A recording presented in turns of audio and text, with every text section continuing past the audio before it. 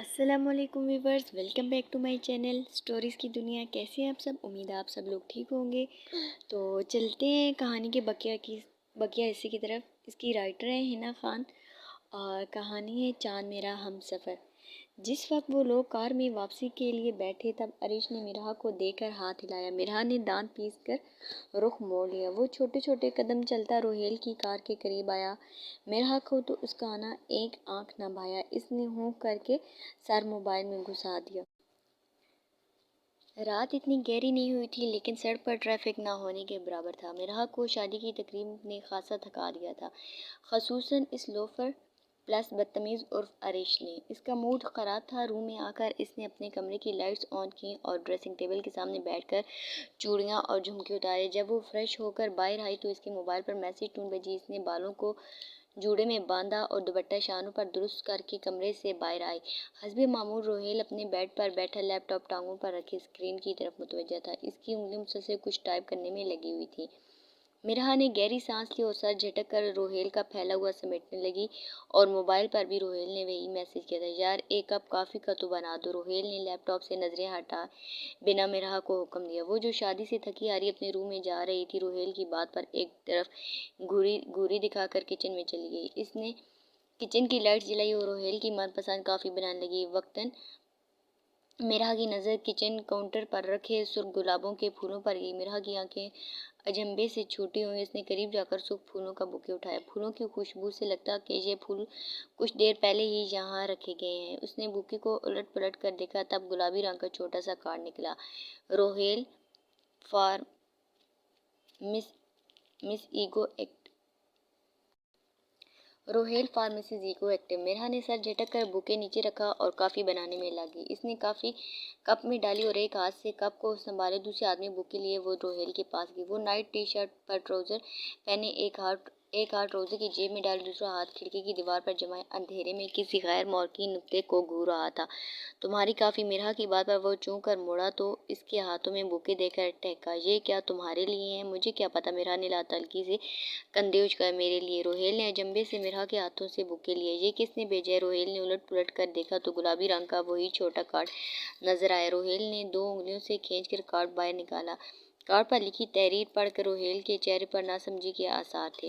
کیا ہوا؟ کس نے بھیجا ہے؟ مرحا نے روہیل کو دیکھتے ہوئے سوال کیا۔ مجھے نہیں پتا، ہسپتال میں کسی نے تھینکس کہنے کے لیے بھیجا ہوگا۔ مرحا نے روہیل کے ہاتھوں سے بوکے لے کر سائڈ ٹیبل پر رکھا۔ انہوں نے میرے کام میں صرف اپنے ہسپتال تک محدود رکھے، سب یہ جانتے ہیں۔ روہیل نے تھوڑی کھجاتے ہوئے کلیئر کیا۔ اچھا اب تم کافی پی کر سو جاؤ، کل پتہ کر لینا۔ وہ کہتے ہوئے روہیل کے روم سے چلی گئی۔ روہیل سر جھٹک کر کافی پینے لگا۔ صبح حسب معمول وہ اپنے کلینک میں بیٹھا تھا جب چپڑاسی نے اسے بتایا کہ ان سے کوئی ملنے آیا۔ روہیل نے لیپ ٹاپ بند کیا اور سیٹ کی پشت سے سر ٹکا کر انگوٹھے اور دو انگلیوں سے پیشانی کو مسلنے لگا۔ ٹھیک ہے بھیجو۔ روم کا دروازہ ہلکے سے نوک ہوا تو روہیل نے یس کہہ کر کمر سیدھی کی۔ بلیو جینس پر بلیک ٹاپ پہنے، بالوں کو پونی میں باندھے، سن گلاسز پہنے وہ روہیل کے روم میں داخل ہوئی۔ روہیل کے ماتھے پر اسے دیکھ کر بال پڑے۔ گڈ مارننگ ڈاکٹر روہیل، وہ کہتی ہوئی اس کے سامنے والی سیٹ پر بیٹھ گئی۔ روہیل نے گہری سانس لی۔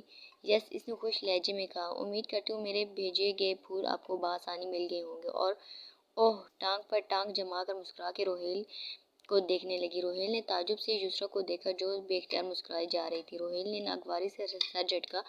رات میں وہ پتہ کروا چکا تھا کہ پھول یسرا نے بھیجے تھے۔ اچھا، اور وہ کسی خوشی میں مجھے بھیجے مس یسرا؟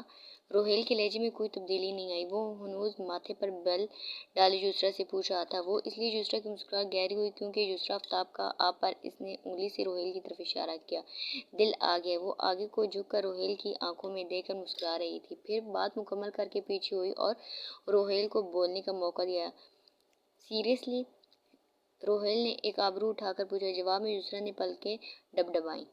روہیل بے اختیار ہنس پڑا۔ اس کی ہنسی دیکھ کر یسرا کی مسکراہٹ غائب ہوئی۔ لیکن میرا ایسا کوئی ارادہ نہیں یسرا بیوی، نہ ہی مجھے آپ میں انٹرسٹ ہے، سو آپ اپنا وقت مجھ پر ضائع کرنے کی بجائے کسی اور پر صرف کریں۔ کیونکہ میں روہیل نے سختی سے پرزور دیا، جانتا ہوں کہ آپ کا سابقہ بوائے فرینڈ آپ کے پیچھے ابھی تک، لہٰذا یہاں واپس آنے کی زحمت نہ کیجیے گا۔ وہ اپنی سیٹ سے اٹھی اور اس کے مقابل جا کھڑی ہوئی۔ اس کے چہرے پر غصے کے آثار بالکل واضح دکھائی دے رہے تھے۔ تم یسریٰ آفتاب کو یوں ریجیکٹ نہیں کر سکتے روحیل عظیم، تمہیں پتہ نہیں تو یہ جان لو کہ ایک بار میرا دل جس چیز پر آ جائے میں وہ حاصل کر کے ہی دم لیتی ہوں، چاہے مرضی سے یہ پھر زبردستی۔ اس نے گلابی پڑتی آنکھوں سے روحیل کو تنبیہ کی۔ یسریٰ آفتاب، روحیل نے افسوس سے سر جھٹکا۔ میں کوئی چیز نہیں ہوں بی بی، اور میں، اس نے انگلی سے اپنی طرف اشارہ کیا، میں دوسروں کی مرضی سے نہیں چلتا، سمجھی آپ؟ وہ روحیل کی طرف لپکی اور بھرتی سے دونوں ہاتھوں سے اس کا کالر پکڑ لیا۔ روحیل کو اس کی حالت پر شبہ ہوا۔ تم مجھے ریجیکٹ نہیں کر سکتے روحیل، تم جانتے نہیں میں کیا کر سکتی ہوں۔ روحیل نے اپنا کالر یسریٰ کی گرفت سے آزاد کیا اور اس کی آنکھوں میں دیکھ کر چبا چبا کر کہنا شروع کیا، میں تمہیں ریجیکٹ کر چکا ہوں، now get lost from my room. اس نے یسریٰ کو بازو سے پکڑ کر دروازے کی طرف دھکا دیا۔ جب وہ روحیل کے روم سے نکلی تو اس کی آنکھیں ضبط سے سرخ پڑ گئی تھیں۔ وہ اپنی کار میں بیٹھی اور روش سے کار بھگا دی۔ اس کے دماغ میں صرف روحیل کی باتیں گردش کر رہی تھیں۔ یسریٰ ایک ایسے گھر سے تعلق رکھتی تھی جہاں پر کسی نے بھی اس کو کسی بات کے لیے منع نہیں کیا تھا، جو وہ چاہتی تھی اسے حاصل کر لیتی تھی۔ یسریٰ کے ماں باپ نہیں تھے، بس ایک بھائی تھا۔ دولت اور خوبصورتی کے نشے میں اس نے ہر شے کا لحاظ کرنا چھوڑ دیا تھا۔ وہ ایک انتہائی خود سر اور ضدی لڑکی تھی۔ روحیل کی ریجیکشن نے اس کا دماغ گھما کر رکھ دیا تھا۔ وہ جیسے ہی اپنے گھر پہنچی، کار کا دروازہ دھڑام سے بند کیا اور پتلی ہیل سے ٹک ٹک کرتی سیڑھیاں پھلانگنے لگی۔ اپنے روم میں آ کر اس نے غصے سے اپنی ڈریسنگ ٹیبل کی ساری نایاب اور قیمتی چیزیں زمین بوس کر دیں۔ اس کا بس نہیں چل رہا تھا کہ روحیل کا قتل کر دے۔ وہ غصے میں پاگل ہو رہی تھی۔ کیسے آخر اسی 2 کوڑی کے ڈاکٹر نے مجھے یسریٰ آفتاب کو ریجیکٹ کیا؟ وہ چیخ پڑی۔ کمرے میں ساری چیزیں نیچے پڑی تھیں۔ اس نے اپنے بال مٹھیوں میں جکڑ لیے۔ وہ پاگل ہو رہی تھی۔ روحیل کی ریجیکشن نے اسے آپے سے باہر کر دیا تھا۔ اس نے موبائل اٹھایا اور کال ملانے لگی۔ کال جلد ہی اٹھا لی گئی۔ جی کیا حکم ہے میڈم؟ فون پر کسی کی بھاری مردانہ آواز آ رہی تھی۔ ایک تصویر بھیج رہی ہوں، مجھے اس کی ساری ڈیٹیل رپورٹ چاہیے۔ یہ کہہ کر اس نے زور سے سرخ بٹن دبایا اور کمرے میں چکر کاٹنے لگی۔ تمہیں تو میں برباد کر دوں گی روحیل، تب تمہیں افسوس ہوگا کہ کیوں تم نے مجھے ریجیکٹ کیا۔